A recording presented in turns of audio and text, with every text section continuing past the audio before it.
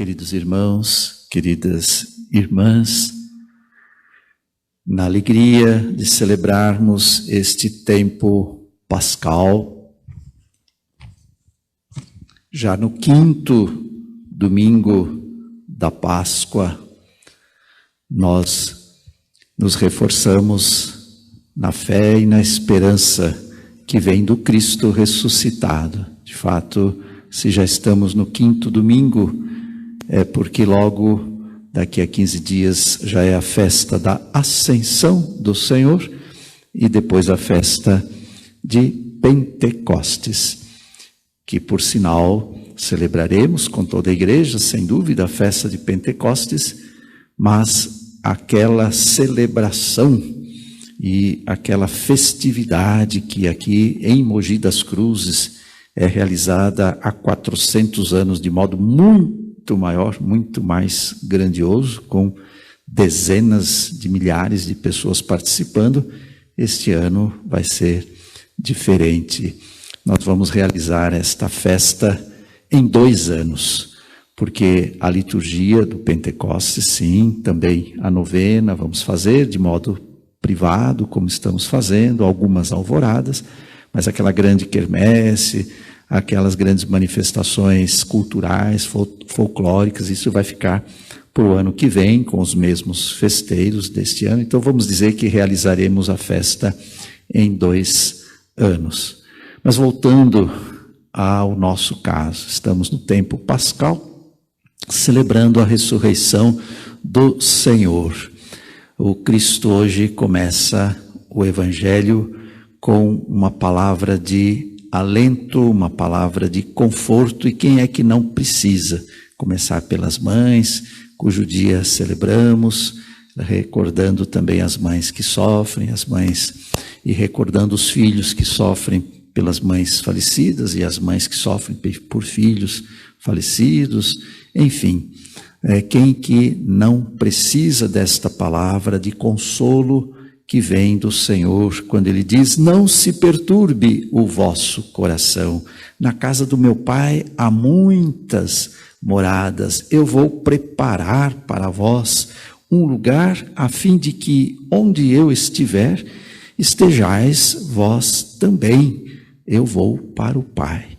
Então acolhemos antes de tudo esta palavra de conforto que vem do Senhor, e o Senhor não diz sem mais ou sem base esta palavra. Ele vai depois explicando, justificando com uma direção para a nossa vida, um horizonte para a nossa vida, e por isso também ao lado desta palavra de conforto ele traz uma palavra de orientação e uma palavra de esperança, quando ele diz: eu sou o caminho, a verdade e a vida. É o horizonte de esperança que vem do amor de Deus. Deus nos ama ao ponto de mandar seu Filho, que é o caminho, a verdade e a vida. Quando falamos de caminho, pensamos no Pai. Quando falamos da verdade, pensamos no Filho. Quando falamos da vida, pensamos no Espírito Santo. E claro, toda a Trindade Santa, nosso Deus, é caminho, verdade e vida. Mas, de modo a ajudar na reflexão, dizemos que, falando do caminho, pensamos no Pai, porque o caminho é em direção ao Pai, e Jesus é o caminho que nos leva ao Pai. Caminho para nos levar aonde? A lugar nenhum? Não, ao Pai.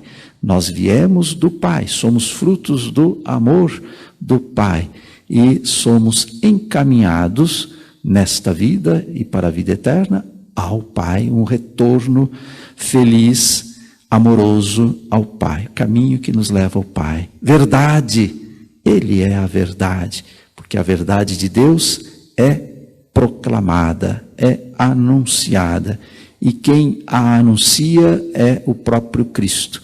E Ele não só é aquele que anuncia a palavra de Deus, anuncia a verdade de Deus, mas Ele é a própria verdade. Então ele pode dizer com toda segurança e firmeza: eu sou a verdade. Cristo é a verdade.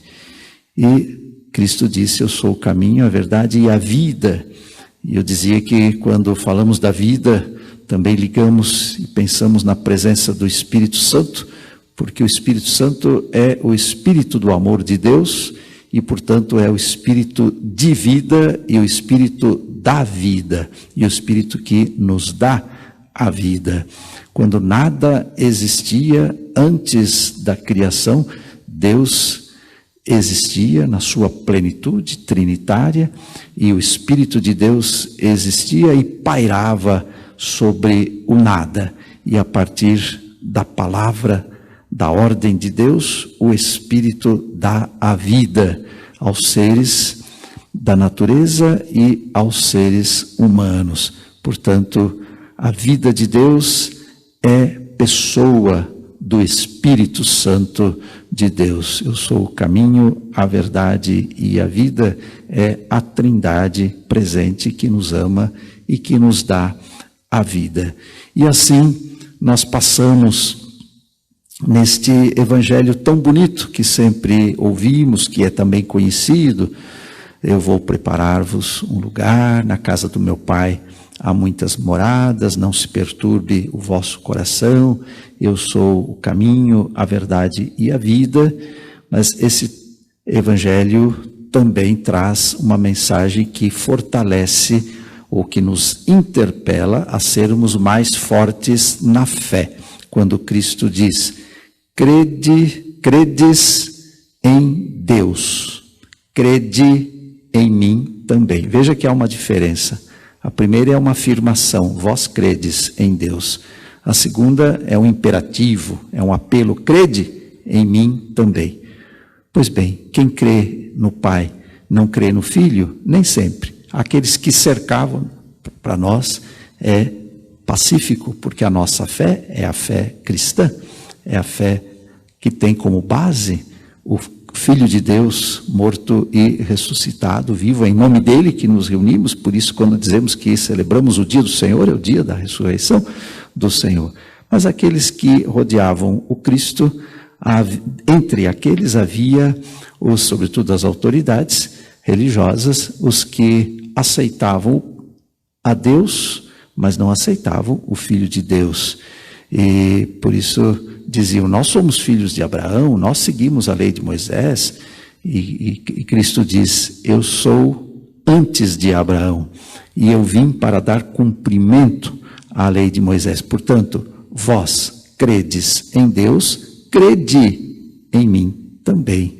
Este apelo de fé, este auxílio com que Cristo vem em socorro à nossa pouca fé: creio, Senhor, mas aumentai a minha fé, também está tão presente neste texto do Evangelho, porque Cristo vai explicando que quem me viu, viu o Pai. Vocês estão com dificuldade em me aceitar, aceitando o Pai, mas quem me viu, viu o Pai. Eu estou no Pai e o Pai está em mim. Por 2 vezes no texto, Jesus repete: eu estou no Pai e o Pai está em mim.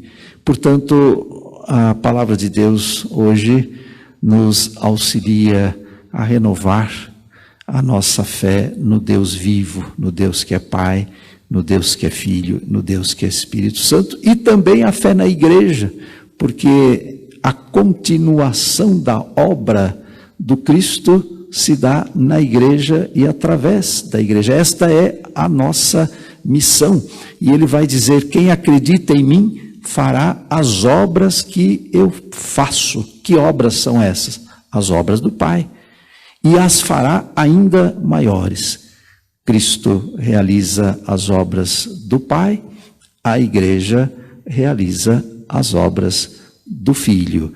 E por isso, à luz da fé, dentro da comunhão da igreja, nós encontramos a inspiração e a força para proclamar a fé, para proclamar a verdade, para proclamar a salvação.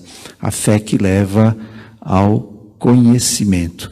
E falando da vida da igreja, temos a primeira e a segunda leituras, as duas falando da vida da igreja, como que de fato a igreja tem esta missão de dar continuidade à obra do Cristo. Por isso os Atos dos Apóstolos falam das diversas dimensões da missão da igreja. Os apóstolos escolhendo aqueles que iam servir na caridade. Somos chamados à proclamação da palavra, mas somos chamados também à caridade, e por isso os ministérios na igreja.